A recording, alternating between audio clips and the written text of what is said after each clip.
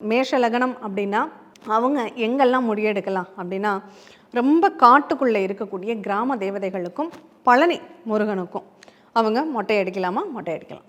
இப்போ அதே மிதுன லக்னம் அப்படின்னு நம்ம சொன்னோம். இந்த மிதுன லக்னம் குறிப்பாக மிருகஸ்ரீஷ நட்சத்திரம் போகும்போது அவங்களுக்கு என்ன மாதிரியான இடங்களில் அவங்களுக்கு எங்கே போய் முடி எடுக்கலாம்னா, ஏதாவது மலை மேலே உள்ள முருகன் ஆலயங்களில் போய் அவங்க முடி எடுக்கிறது மொட்டை அடிக்கும் நிகழ்வுகளை வச்சுக்கலாம்.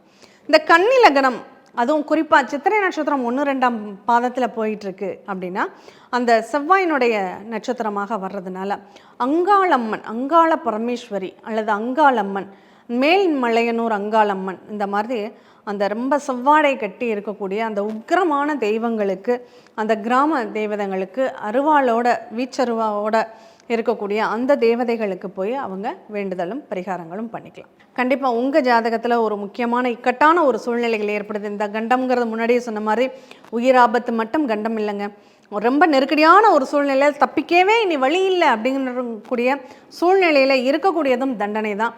அப்படிப்பட்ட அந்த நிகழ்வுகள்லேருந்து தப்பிக்கிறது அப்படின்னா இந்த மொட்டை அடிக்கிறதும் காது குத்துவதும் அடுத்து மூக்கு குத்துவதுமே பரிகாரம் அப்படிங்கிறத நம்ம புரிஞ்சுக்கணும்.